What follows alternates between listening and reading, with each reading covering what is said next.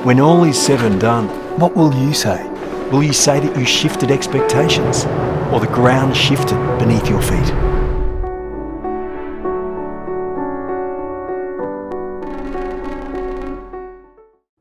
Hi, welcome to the Shift PanelCast, episode 14, Ocean Lovers. Now, we don't normally do this, but we're actually focusing our whole panelcast today on the Ocean Lovers Festival, which is currently in Bondi. You will be meeting Kaz and also Anita, who are the co-founders of the Ocean Lovers Festival.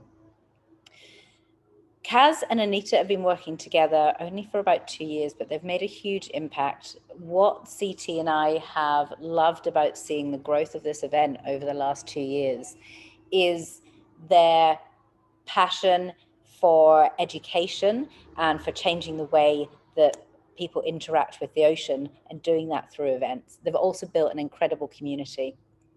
I hope you enjoy Ocean Lovers.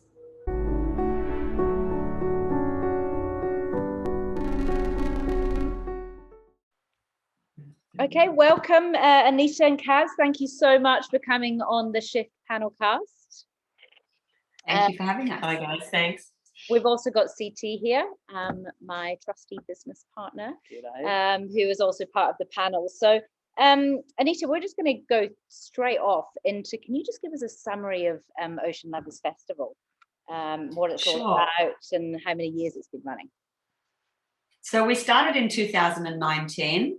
And it's a celebration of ideas, art, music, and action for our oceans. So we wanted to create a hopeful environment where people could come and feel, see solutions and positive things that are actually happening in that ocean space, because there's so much negative talk going on. So we just wanted people to come and have somewhere that they could feel that there was actually some solutions that they could actually adapt into their everyday lives and actually make a bit of a difference. So we coined the phrase science in your swimmers. We're born in Bondi, so you can actually walk off the beach and jump into the icebergs pool in the middle of a science experiment, which is a crayweed forest and living seawall tiles. You can wander in your boardies for a workshop. You can hear some bands, and then you'll meet an amazing marine scientist or a whale expert or an innovator who's doing really cool stuff for the ocean. So it's a pretty joyful environment, actually. So do those workshops, the what was it you called it? Science in your swimmers? Science in your swimmers. So do people have to pay for those? No, it's all free. All free. All for free. We have some amazing partners and sponsors who are very happy to help bring that kind of information out to the public. That's incredible. And then you started it back in 2019. 2019. Yeah. So our first year, we actually had George Miller opening our film festival for us, which was very exciting. And screened a film from Jean-Michel Cousteau called Wonders of the Sea in 3D, which was amazing. It was an Australian premiere. And we had Valerie Taylor come, so we're pretty honoured to have her there as well. And George Miller actually presented her with our first Ocean Lovers Lifetime Legend Award at the event. We had the Prince Albert Foundation supporting us, and we also launched a Sydney Coast Hope Spot with Mission Blue, which was very exciting, which we championed as part of the festival. So it gives us a little bit of a global footprint. Mission Blue are one of the more significant ocean advocacy organisations based out of California, but they sent some people out. So we had a pretty banging start. It was not to the festival, and it really catapulted us to the second one, where we smashed into COVID. Do you want to tell us about it off a day out? We are all about looking at sort of the positive side of our industry, but obviously there's things that you cannot avoid, and COVID is one of those topics that you can't avoid. Do you want to tell us about last year? Yeah, we were shut down about not even 24 hours out from doing our first installation. So that was very devastating, and it was the most beautiful weekend. The weather was perfect. It was actually the weekend that Bondi got shut for having too many people on it. Yeah, everyone recalls that. Absolutely. The headline we would like to have had. That's right. But we did a quick pivot like a lot of people, and we put the elements that we could online. And but that was a pretty new experience for most people. We're very much a physical kind of event. We were super fortunate to have partners who have supported us right through that. Volvo in particular, amazing ocean-loving company and very future thinking in terms that they make plastic parts in their cars out of ocean recycled plastic. So they've continued on the journey. And I think for the events industry, that was hopeful. We didn't know for 6, maybe 12 months where that might end up. Yeah. They didn't abandon us. They've come back in force for a new festival. So that's incredible. They're really positive. Yeah. The parts that you put online, are any of that staying online this year? Are you doing Well, we're probably going to do a hybrid where we'll still do them physically, but we'll create much more online content, certainly in our planning, so that we're a lot safer. We, like many other event organisers, have explored what kind of insurance you can get, and for a pandemic, there's zero. Yeah. So we actually need to adjust our planning. We've been working through with our council partners. They've become very expert in how to try and get things back open. Yeah. So we're working with them on actual physical guidelines, but also what we can create online and keep content that would have been physically in the festival, but we can reuse it. It may actually be a better model. We'll have more longevity in our content. How was that online? The online segments taken? I mean, everyone's gotten used to it now and jumped in, but you obviously had to go for it straight away. Were they? Yeah, I think that was our disadvantage. We hadn't created the audience we probably needed, and it was so early in the pandemic. People were in a massive adjustment phase. Yeah. But luckily for us, some of that was like a whole lot of school kids' artwork, so plenty of interested people at least getting to see them. And we even had the Sun Herald come and do some photographs and got some publicity for an event that wasn't on. So that's pretty lucky. It was such new early days that people hadn't really adjusted, so we didn't really track that well enough. We're going to gear up for that. Yeah. I'm just going to go back to Anita, because I find your story really incredible, because you actually, before you launched this event, you didn't have event experience as such previously. No, nowhere near the experience Kaz has. So it's been an amazing team. We make a very good team.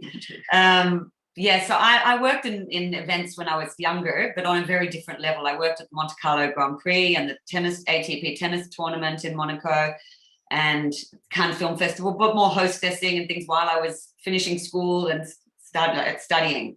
So it was a lot of fun, and it gave me an insight into the industry, but I had never worked on it on this level, which is a very different experience. Yeah, and so like your previous career, what sort of skills did you bring over? You know, what have you realized that was really helpful in the last couple of years while developing this incredible event? I'll jump in because she might not say it, but as a mother of 4, she's a supreme multitasker and tenacious. That's a big asset in event development. Yeah, and then I guess I'm a good communicator. I love talking to people, and I never give up. I grew up in a family. My dad was an Olympic sailor. My mum was an environmentalist. They were very entrepreneurial their whole lives, and so I've just grown up with an attitude that every problem is an opportunity, and never leave a door closed, go and knock on another door. So there's always a solution. So I guess that's a quality that definitely helps move forwards. Yeah, totally. And you've just answered my other question. Your mother was an environmentalist and your dad was a sailor. So therefore the Ocean Lovers Festival completely makes sense. Yeah. That's right. You can see a little sail here in our logo. I'm just do the weather girl kind of thing. Yeah. So we've got a sail, a surfboard, and a beautiful happy whale. So. Perfect. I thought that was a whale tail. So you've got there is a whale tail. Yeah. The tail as well. I can see the whale. Oh yes. Yes. Just for people listening in there, if you just Google Ocean Lovers Festival logo, you'll be able to see what we're talking about. It's a very intriguing logo. Beautiful, yeah. It is. You both meet because you're both from, slightly different worlds, different careers. How did I can get started on that? My dad started competing in windsurfing again at the age of 70. And he was competing at the Woollahra Sailing Club, sponsored him to compete. And the Commodore at the club at the time was very into organising a lot of ocean events and things. When I came up with the concept of the festival, I'd been working on a bigger event with my dad with the sort of more sporting orientation to it. He said, you've got to go and talk to Adam at the club. And I went to speak to Adam at the club, and he goes, you have to speak to Kaz, because he'd done some sailing events with her and worked on some other things. So that's how we met. Yeah. So a lot of events in my history have kind of circled around Sydney Harbour over the time. So you become very engaged with all the stakeholders, not just sporting, but New Year's Eve's, Australia Days, those kind of events. So we were introduced that way and really had an instant kind of recognition that there was something special to do here. Yeah, and your skills so complementary. Totally. Certainly seem to have such a great connection, which is very important in business. Yeah. Now, so Kaz, can you talk to us about your history within events? And as you mentioned, a lot around Sydney Harbour. Yes, yeah, I'm very lucky to be in this field. So I really started life as a journalist, which is always someone intrigued and kind of inquisitive about everything. And I returned from a stint in journalism in London and ended up joining the Darling Harbour Authority. And so I got to know some really early pioneers in that event sector. It's like Johnny Allen, John Trevilian, those kind of people that really set up the first stages of eventing in this country to some degree. So, you know, I've got a fantastic contact book of some of those pioneers. But I was in the media and communications side, but luckily, you know, starting to develop a capacity to be right at the beginning of creating events. And Darling Harbour at the time had hundreds of events a year. So I probably met almost every person that went through staging an event.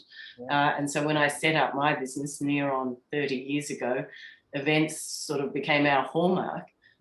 And that led to people coming to put me on teams when we were helping to create New Year's Eve back in 1996, literally starting to plan towards the Olympics, starting to plan towards moving it to midnight. Even people forget it wasn't there. Now it's barely there at all.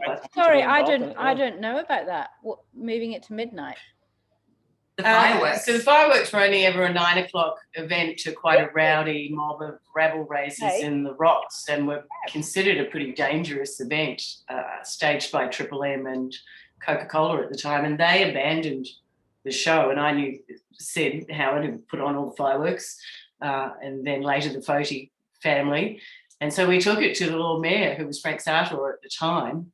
And I remember there were about 6 of us on the forecourt of the Opera House, where we managed to set off fireworks at 9 o'clock and try and retain this event, and saw the opportunity of the millennium on the horizon. So we knew we had to bring back an audience and start to move it to a midnight opportunity. So that was pretty exciting. I gave birth 2 days before millennium, so that was even more exciting.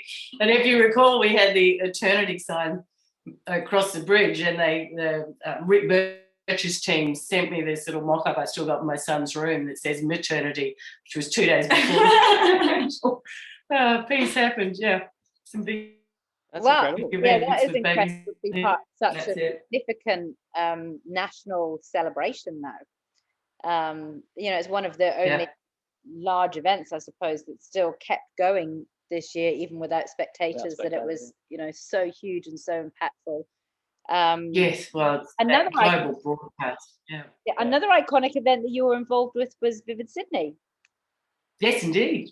Yeah. And it's not a dissimilar story to this one, although we could do with some of the backing Vivid received. There was an amazing young lighting designer, Marianne Kiriakou, who came to me really back to the journalism mode via Davina Jackson, who was editor of Architecture Australia at the time. And this young lady was a lighting engineer, but she'd been lecturing about low energy lighting. And realised she'd travelled Europe and she'd seen all these light festivals. It's not a new concept, but no one was doing it in a low energy environment. And she had been trying to get this idea off the ground. So I put a coffee meeting together straight away with Anthony Bastick, who has just really finished his tenure of running Vivid. And we straight away saw this opportunity. So luckily we knew people at the Opera House, and we made it a big idea really quickly. And we went to London and recruited Brian Eno, who's a big environmentalist, a music legend, but he had been doing work in the projection space, and also he planted 10,000 trees on his property. We knew it. So he actually agreed, because Australia was phasing out the incandescent bulb and we'd started Earth Hour, and he was very aware of those things. So he agreed to come and do this event. And we really started a concept called Smart Light Sydney, but we took it to the first board meeting of Events New South Wales at the time. And we had some smart people there who saw the opportunity, needed a new idea and loved it. Yeah. And that transformed Circular Quay and the Rocks in its first year. Yes. And has gone from there to we know where. I mean, is it got that environmental sustainability? Yeah, it's kind of lost that footprint. Yeah. But look, I think a lot of the ideas speaking, and I don't think it's in the brief. We had a very strict brief to designers and engineers at the time. There's a merger into tourism, and that you've got to play with a lot of issues when you start to do that, and the demand for it to be a really big event and put pressure on that. But I think there's an interesting pathway to that. Yeah, it's coming through in a lot of the messaging and things, I guess, in a lot of ways. It's used as a platform to showcase those things, I guess, along the way as well. Yeah, there was an incredible installation a couple of years ago, actually, that was all made out of recycled plastics, and it was all about the ocean. Yeah. And you walked inside it, and it all lit up. I remember taking my kids there. It was, absolutely incredible. Look, I think by default, artists are largely environmentalists, and so you achieve that outcome. It'd be nice to specify it a bit more, but I think you achieve a lot of that outcome anyway. Yeah. I was just going to ask then, just maybe linking the two together. But is that something was the environmental side was massive for you prior to that, or as a part of doing that, you really got further into it, and then that's now later down the line here with Anita, you guys have come together and put it back together? Yeah, look, it's a good question. I think it's always been a passion of mine. It comes out of the kind of person you are when you're a journalist, I think, trying to hold things up to the light all the time, as it were. But it really brought it to the fore what the opportunities were once we ploughed into that version of Vivid. Yeah. And then you and Anita met, and she had those same ideas and came from the ocean and environmental backgrounds, put those together, and the rest is history. Totally. Oh. That's right. I remember coming to see Kaz, and she said, I think this is really right for its time. And we just thought we'll go and see how council responds to it and everything. And all the feedback we got was just like, yeah, this is spot on. Yeah. So that's incredible. It was like a way of coming at us, really. The ocean issues. And we got in just in time. Behind the event, is it Waverley Council? It is Waverley, and they've been hugely supportive. It's a perfect DNA for Bondi, and we knew that. But everybody wants a piece of Bondi. So at the time, council had actually started putting a lot of restrictions in post some of the beach events that really didn't relate to a beach lifestyle. So we were lucky. They really embraced us, and we've navigated that really well. Right. And I've been in Bondi. And it's just such a perfect fit because it's got such an international appeal, but such a very global community feel to it. Bondi is such a tight community as well. Yeah, and I suppose this leads us on to a subject that we tend to talk a lot about actually on PanelCast is behaviour change. And to be able to change behaviours through events, I think, is really quite an important part of events. And you're not only able to change behaviours around people who live in Bondi, but actually on an international level, because there's so many tourists that go to Bondi. I mean, even in 2019, did you see much of the eye-opening of people that hadn't necessarily been around the ocean a lot when they visited your festival? Completely. Yeah. Look, what was even interesting is like members of the Icebergs Club who get out and swim in that ocean every day had not heard of projects like the crayweed forest that's being planted right beneath where they swim and totally regenerating our harbour waters. So you bring that out in front of people, and that's the thing about the sea, getting underneath and seeing what's going on. It's really difficult for the public. So that's right, out of sight, out of mind. And honestly, the multiculturalism in the community around Bondi is extraordinary. We had 96 volunteers signed up, and I think if we'd done a diversity poll on where they all came from, but the language groups and the community is quite fabulous there, and that spreads a message. And that must have been quite the challenge in itself, the language barriers. Yeah. Indeed. Well, in year 2, we were lucky. We got the United Nations Association of Australia, who actually joined us to run our volunteer program for us, and they're moving forward with us as we grow as well, Right. which is a really lovely alignment. Fantastic. And that's because you have adopted so many UN SDGs within your event. Is that correct? Yeah, we were really excited. We didn't even think about what we were doing as we were doing it. But when we'd finished last year, the United Nations Association of Australia put together a report for us, and it came back that we'd had a direct impact on 11 of the 17 SDGs and a further impact on one of them.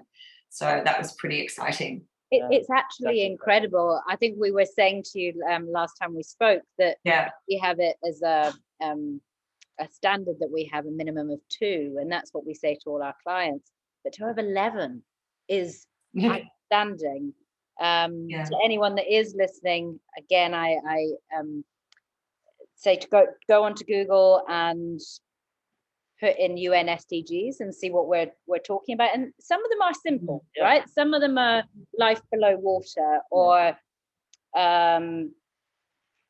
responsible consumption, but some are a lot more challenging. Clean water. Which more challenging ones do you think for integration, or did it come more naturally to this event?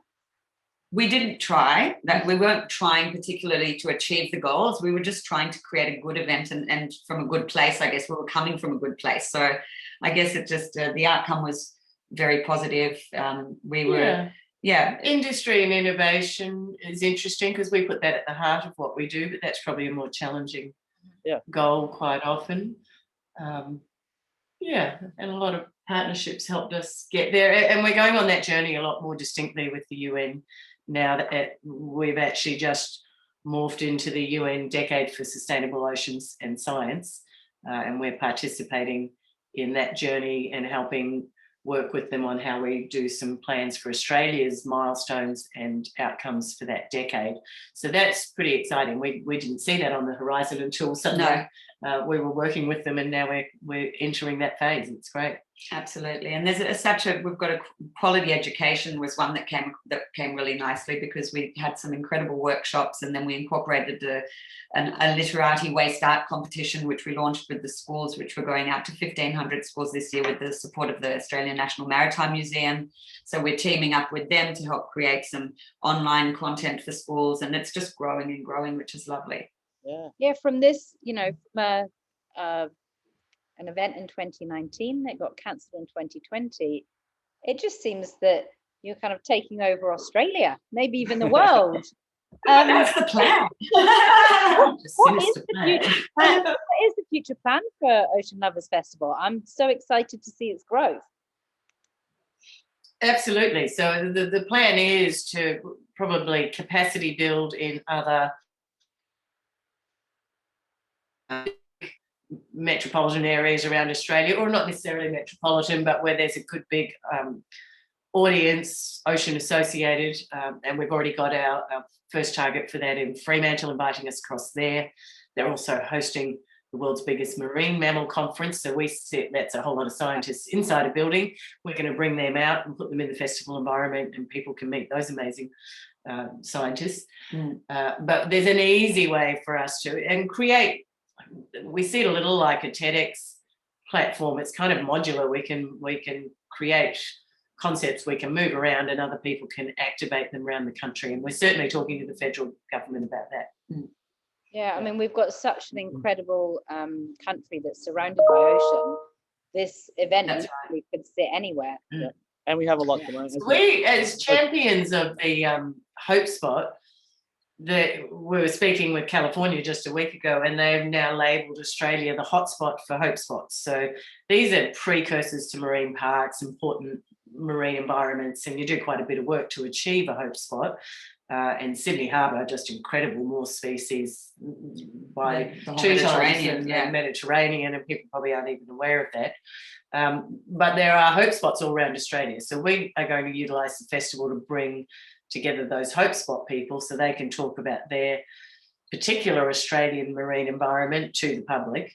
And we think that's also a really good vehicle. So Australia's probably largely unaware that we're kind of leading the world and making marine hope spots. Absolutely, yeah. But shining a light on that with the event's incredible.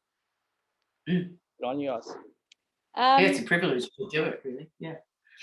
That's so right. In 2021, how will you measure the success of this event? How will you look at it? Will it be by the UN goals, or SDG. Will it be that you are looking at how you've influenced behaviour change? We're actually incorporating a survey with the literati competition this year to actually, which basically there'll be a survey before the competition and after the competition to see how children actually create an emotional attachment to the ocean, which we're doing with a scientist that we met from ANU last week when we were in Canberra. And so I think we're going to be able to create some really measurable impacts this year, that being one of them. So a lot of scientists have various projects. There's a lot of citizen science going on. So a real measure of behavioural change will be people actually using our portal or the event itself to discover some projects they can get behind, and let's see kind of what their uptake of that is. There's plenty, and you can do something remotely for the Great Barrier Reef, or you can do it right in your own backyard and plant some crayweed or join a cleanup group.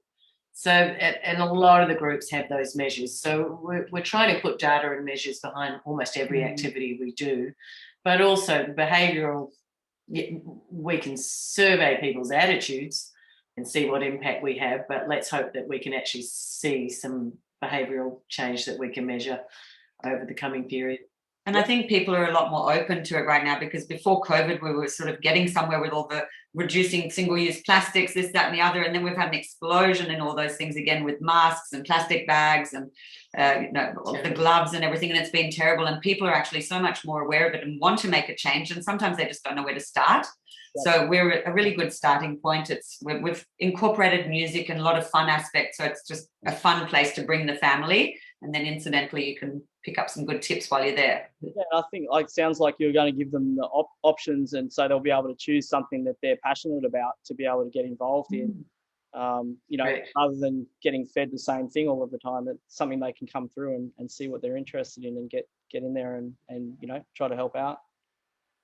Yeah.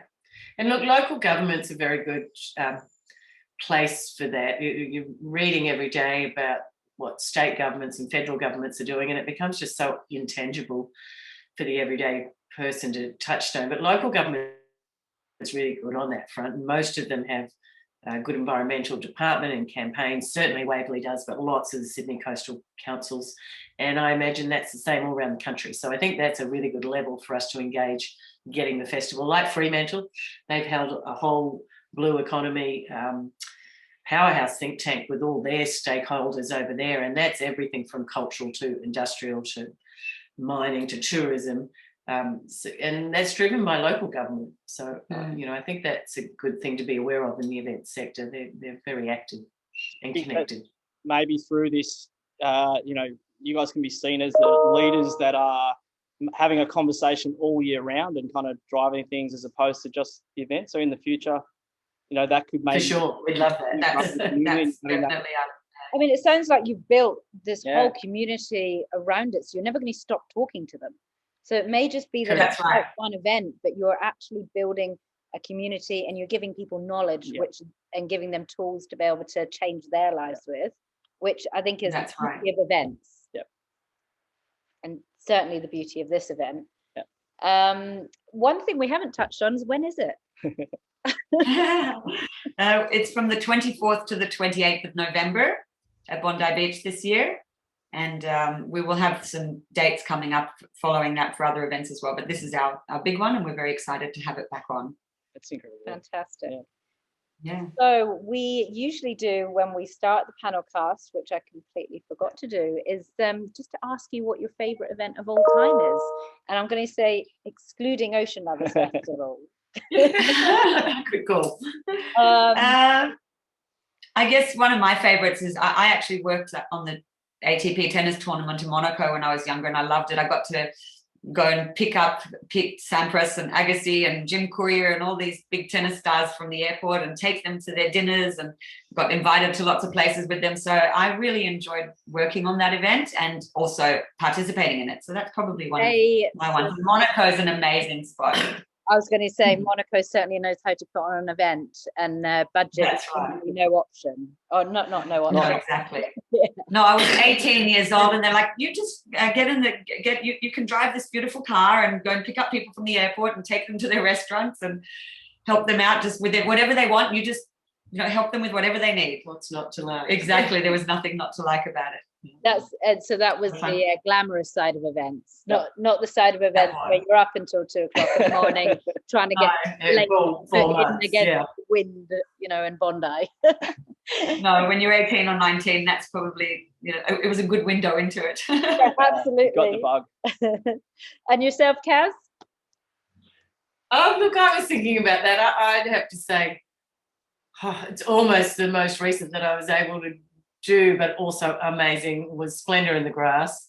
I was lucky because my daughter's band had their premiere at Splendour the year before it all got shut down, and I hadn't been before. And man, that's a well-organised event. It is superb. The energy in the people, the things that are on offer. It's an awesome Australian event, and so I think that's probably my most recent. And interestingly, then we met the people who run the whole science component of Splendour in the Grass. Good on them. They actually pay attention to that stuff. And those guys are the ones that are now doing our workshops at our events. So if we could imagine becoming something as big as Splendour, we'd be pretty happy. Yeah.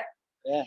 Well, I was going to say that, not just because you're here, Kaz, but Vivid's always is something that I remember the first time I went to Vivid, and I was just blown away. I think the scale and I guess knowing how projection works and how just seeing how that is done is just mind blowing. So I mean, and the crowd control. And I can't wait to go back to it when it's on again. Yeah. Oh, look, it's so accessible, and I think I like the idea of the original. Yeah. I'd love to see them weave a bit more of that back in. We'll bring some of that into the Ocean Lovers instead. But they were very smart, scale is everything. The government's recognised at the time a great opportunity, and they scaled it fast to make it really accessible, and that's a great asset that any event producers could hope for. So, I feel like now's the time, though, that it could step back to that, and that would be amazing to see that happen. I think people would come to see that.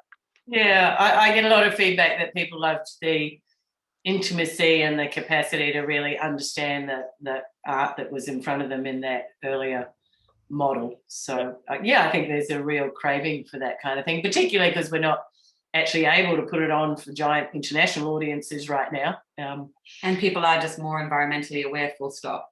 Yeah. From what they were. Yeah. Fantastic. And so I'm going to then go to our last normal question. What are you looking forward to coming up? Any events that you're planning on attending on a personal level? I'm quite devastated about blues. I would have been. Yeah, that would have been a nice one. We've got West Tech Fest actually coming up in December in WA, and we've actually been invited to go there, but I've been quite interested in that for a while because it's all about innovation, investment and entrepreneurship. So it's sort of a bit aligned with us. And actually the director of West Tech is also a Hope Spot champion. So I was talking to her for the last couple of years already. So that's an event that I'm really looking forward to checking out. That sounds pretty interesting. I'm really hopeful any music events can get back up. I think young people are really missing those. Yeah. And Australia does them really, really well. And I worked on the Big Red Bash right out, and we're hopeful that happens. But right out in the desert. But the kids need music festivals back. Yeah. What's your daughter's band? They're called the Earthlings. Earthlings. Without an A. The Earthlings. They're doing really well. We'll look them up. We'll look them up, sure. But I think you're right. Music definitely need music festivals to come back, and it is such a shame about the Blues Fest. I mean, I completely understand the government's call on that. So does Peter. Yeah. drunk, sweaty people for 3 days and then all bursting No. into their own states. I can see why they made that call. But yeah, it really, every time there is an incident like that, it just pulls our industry back a little bit further, right? So I think it hits home for us all too, because we know how hard, same with you guys last year. We know how hard we all worked to get those things to that point. Yeah. To lose it so close is just devastating. For sure. I was thinking that they should have quarantined everyone, just brought everyone in, Just put them in a just bubble. Quarantined them. Oh, and just keep Leave them them there. there. There's a concept. I love that. If they Festival. want in, they need to camp for 2 weeks and be committed. Oh, I reckon you get that up there for sure. Yeah, Or you just, if they are in, they've got to stay there until 2 weeks. Right. They've done Find their places in Byron to Yeah. do that. Wow. That's right. And well, ladies, thank you so much for joining us today. That was a really great conversation. I love hearing about your festival, and I can't wait to attend it and bring my children. And we'll be Absolutely. sending it out to our database, because these kind of events, I think, are so important to be growing, and more of them to educate us. I think about how important the ocean is. Everyone should be looking to what you guys are doing for sure. Thank you so Love much. that, Thanks for guys. having us on. Thank you. We look forward to having you. Thank Cheers, you. Bye. Bye. Take care. Bye. Right, so that was Kaz and Anita from Ocean Lovers Festival. I think one thing that we can take away from that is that really passion and tenacity can take you anywhere. Also, being able to educate people through events is super important. And it's something that as a business, we want to keep doing as well. Really appreciate Kaz and Anita coming on for that. We absolutely love that conversation. And we look forward to having our next panel cast, which is episode 15 with Craig Sheridan, who's also coming into the office for beers. How exciting. Thanks very much. That was episode 14, Ocean Lovers. When all is said and done, what will you say? Will you say that you shifted expectations, or the ground shifted beneath your feet?